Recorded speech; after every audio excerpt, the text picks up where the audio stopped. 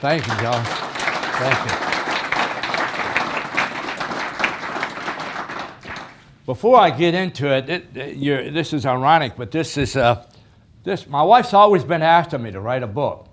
And so this is the original copy. It just came back. It says, Everything I Know About Coaching in the National Football League. If you are interested, I will show you a few pages. Okay? Okay? And this is everything I know about the National Football League, okay? All right, but it's not for sale.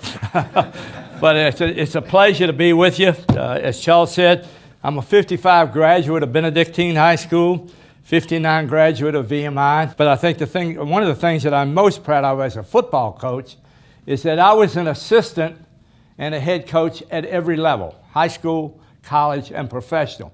I worked in each one. At Colonial Heights, as my first year there, I was an assistant coach to a guy named Lou Wachter, who was really a very renowned guy who later went on to Emory Henry, and I worked for Lou. And then got the head job when Lou went into college, stayed there for a couple more years, and then went on into my career. And a lot of things, I run into a lot of things. At Colonial Heights, I had a safety named Dickie Martin, who later went to University of Richmond as a football player. And we were playing Hopewell, I think, at the time. And in those days, Hopewell was they actually had a 39-game unbeaten string at one time. And we're playing them, and we're winning, believe it or not. And not many people beat Hopewell in those days. So we get late in the game, and they start into kind of like a 2-minute offense, and they start moving the ball. And I holler after Dickie because he played safety. I said, Dickie, loosen up, loosen up. Because he was a guy that liked to come up and, make a hit and stick, that type of thing. And he looked at me like, what do you want? I said, no, loosen up. Well, he comes over, makes a tackle on the sideline. A very emotional guy. I pat him on the butt, said, get out there. He turns around. I said, Dickie, for God's sake, loosen up, loosen up. He looked at me like that. And I said, loosen up. He started doing a jumping jack, right? Right in the middle of the 2-minute offense, okay? So I had to learn right then and there, you got to be careful about what you say to people. I went from there. I worked at William Mary for 2 people, Marv Levy, great man, Lou Holtz, another really outstanding football coach. We played more like Mary than we did William during my time there, okay? Went to Rice University, played for a guy named Bill Peterson. Bill Peterson was known for his Petersisms, okay? He would forget things. I worked for him for a year and a half, and he never knew my name. It's a true story. And he called me Coach, so I'd respond, hey, Coach, how you today? But he never knew my name. He wanted to build the program. He had left Florida State, and he had come to Rice University because they were going to let him be the AD and the head football coach. And he wanted to do both, okay? He wanted the power, okay? So he gets that at Rice University, and so he schedules the University of Houston. Now, in those days, and right now, they're right back into the same level. But in those days, they were one of the top 5 teams in the country, okay? They had a tight end by the name of Riley Odoms. Believe me, he used to have to duck underneath the goalpost to get on the field. He was that big. And they had great talent, and they were really scoring a lot of points and that type of thing. And we at Rice were rebuilding.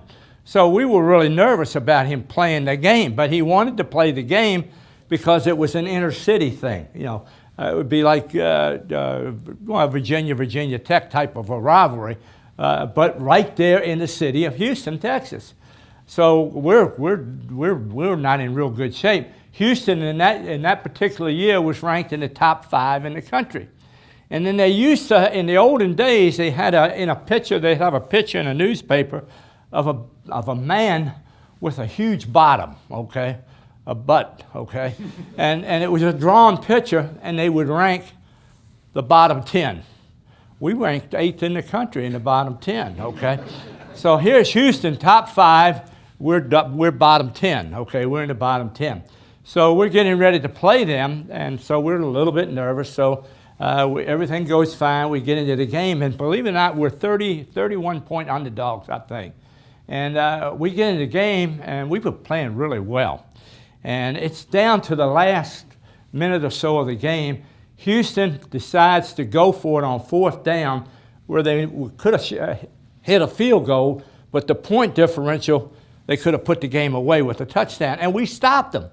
So I'm coaching defense at the time, linebackers and all, and that guy's come running off the field. We got a chance to win the game.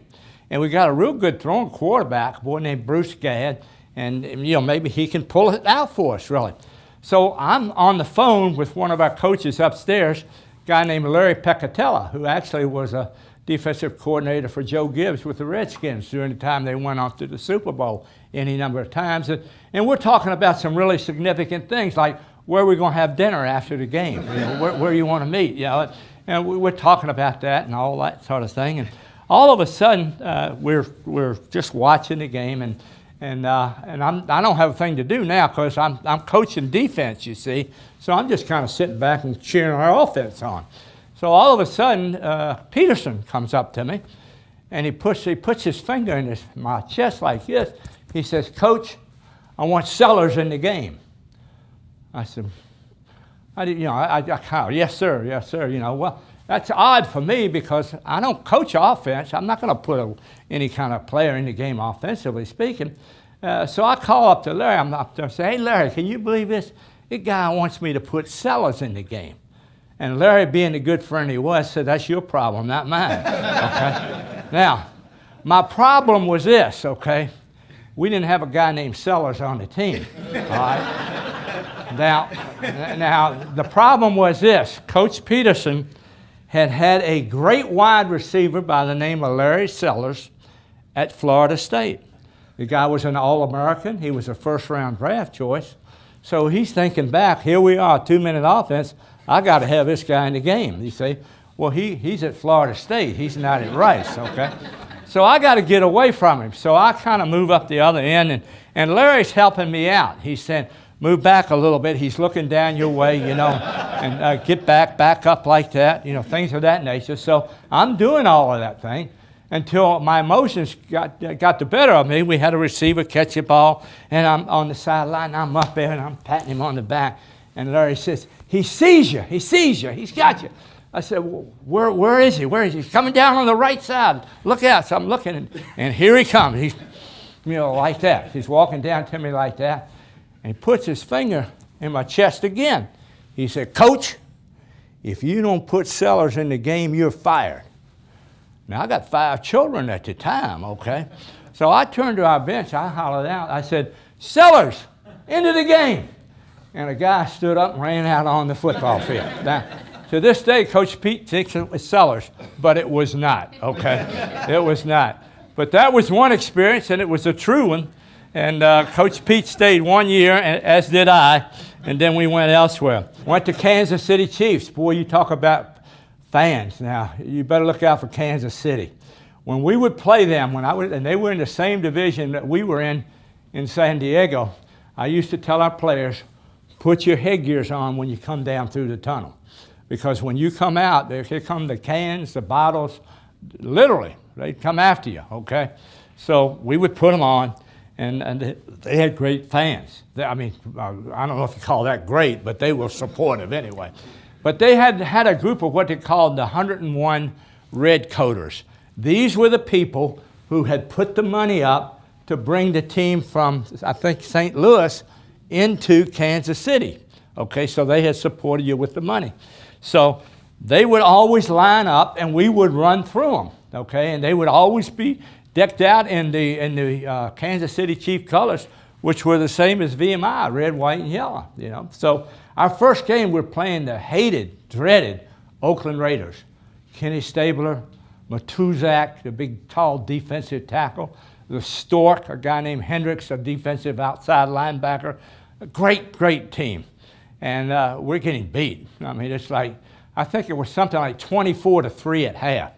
So we got to get off the field fast, First of all, to avoid some of the cans that may be coming at us, if it was, or cups or whatever it might be. But then secondly, we got a lot of things to talk about. But we still got to run through the Red Coaters. So I kind of start out, and there's this elderly woman. She must have been 80, 85 years of age, and she had a white skirt on, a red blouse, and a yellow scarf. indicating the colors of the Kansas City Chiefs. And as I ran out and ran by her, I ran into her inadvertently, not hitting her hard, but just kind of glanced at her, and I said, "No offense, ma'am." And she says, "You're damn right, no defense either." So I found out a whole lot about what a pro fan was all about, you see. They didn't care. They wanted to win, and it was very, very important to them. Then I finally, ultimately retired, and I was in Lexington, and I was retired up there, and I don't play golf, but I used to go out to watch people play. And the pro there, I said, "Can I come out here and just kind of watch?" He said, "Yeah, that'd be fine." And he said, but one day that guy comes along, and he says he's looking for somebody to spot the ball, okay? He said, I don't see real well, and do you have anybody? He asked the pro that. He said, "See that old fellow over there, sitting over there?" That was me.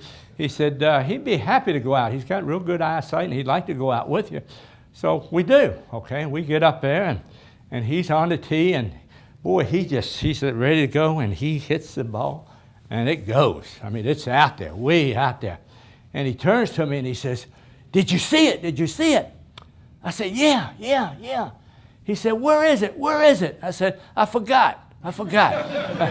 Age moment, okay? That's what happens. But what I wanted to talk to you a little bit about today was one of the things that I feel most strongly about is that, to me, sports can play a significant role in a person's education. I really believe that. It wasn't 2 months ago I got a letter from a guy that I coached at VMI in 1965, okay, on the freshman team. And I was his head coach.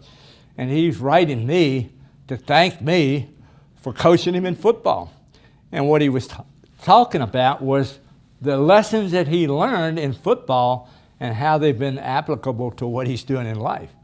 So very, very important. And I believe that very, very strongly. Currently, I have a granddaughter who is in her first year at Naval Academy. And one of the key things in her quest for Navy was her participation in activities in and outside of school. And athletic participation is a big part of these activities listed on their application forms, big time. And she's running track, and that's helped her to be there. But the bottom line is that athletics are important even to them to that extent, and they have a role and a place in our lives. Oftentimes we hear, and we were talking about it earlier this morning, about how sometimes now you read certain things about football players, it's like a police blotter. It is. It's terrible in some respects. DUIs, cheating in schools, Notre Dame, North Carolina, parties that lead to fights, bullying, drugs, steroids, drinking. There was a young man in a local high school here many, many years ago that went on to, and he was a recruited athlete, and he was a very good athlete, okay? And he was what they called in those days all Metro in both football and in basketball. And he went to this particular school, and he's at a party, a fraternity party, his freshman year in a dormitory, very high. He steps off the balcony thinking he's stepping off of a curb, and his life is lost because of that, okay, because of that. And I've seen that happen with other people as well. And there's also the abuse of the opposite sex. All of these instances, they do take place, but these are events that are related to the individual, okay? Not necessarily to the sport that he or she may be participating in. I continue to believe that athletic participation is a learning experience at all levels, high school, college, and professional. And although lessons can be learned in losing, its contribution as a learning experience is best in a competitive and winning level. I think because you want to win in business, you want to win in a marital type of situation. You want to make them work. You want it to be good. And I think you learn from this participation.